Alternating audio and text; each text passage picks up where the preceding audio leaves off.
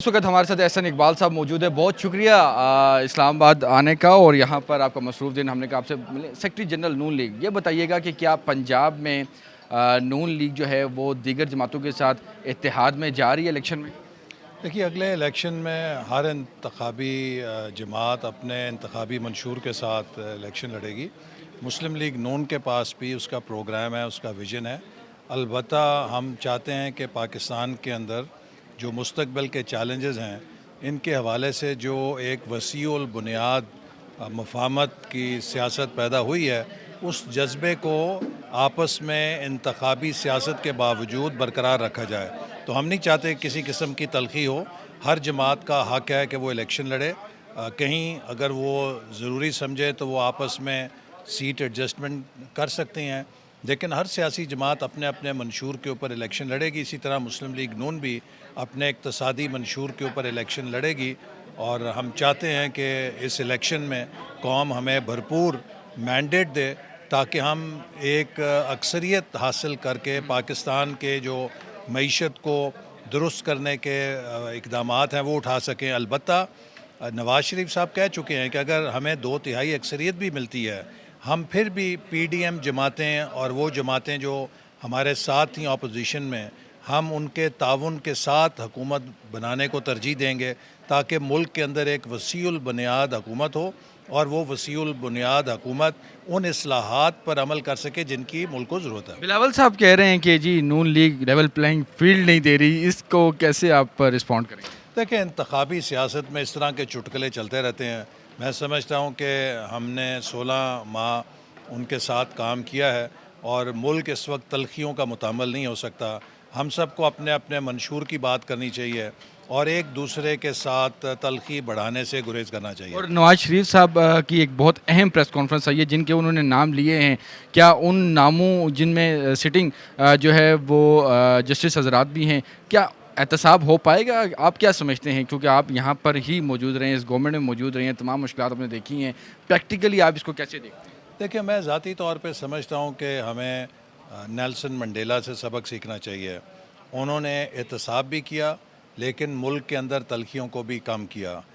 ایک national truth commission اگر بنے اور اس کے اندر وہ لوگ جا کر جنہوں نے یہ جرائم کیے ہیں قوم سے معافی مانگیں اور اس کے بعد ہم آگے چلیں. اس وقت ضرورت اس بات کی ہے کہ ملک کے اندر ایک مفاہمت کی فضا بنائی جائے جس میں پوری قوم مل کر، تمام ادارے مل کر ملک کو اس معاشی بحران سے نکالنے کے لیے اپنا کردار ادا کریں. ملک اس وقت تلخیوں کا اور کانفلکٹس کا متحمل نہیں ہو سکتا. پاکستان کو یگانگت کی، مفاہمت کی، اتحاد کی، یکجہتی کی ضرورت ہے. اور سر آخری کوشچن میرا آپ سے یہ ہوگا کہ نواز شریف کی وطن واپسی کے حوالے سے نون لیگ کا کیا پلان ہے اور اس میں کوئی چینجنگ تو نہیں آئی؟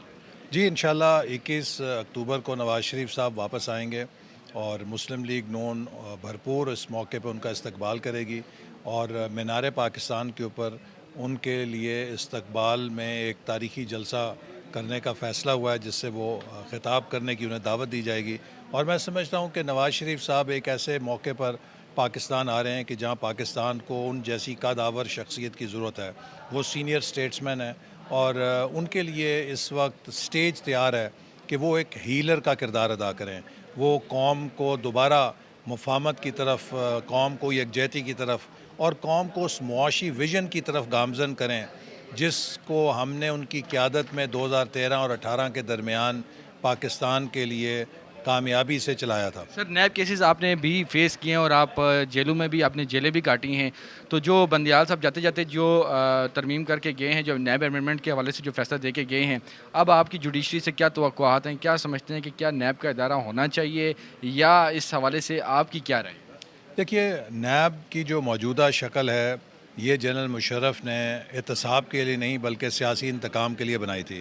اور اس وقت آپ کو یاد ہے کہ کہا جاتا تھا کہ جو با مشرف ہو جائے وہ نیب سے آزاد ہو جاتا تھا، جو بے مشرف ہوتا تھا وہ نیب کی پکڑ میں آ جاتا تھا. تو ہمیں نیب کو سیاسی انتقام کا ادارہ بنانے کی بجائے احتساب کا ادارہ بنانا چاہیے جس سے پولیٹیکل انجینئرنگ نہ ہو، بلکہ جو لوگ ملک کا پیسہ لوٹتے ہیں ان کو احتساب میں لانے کے لیے کام لیا جائے.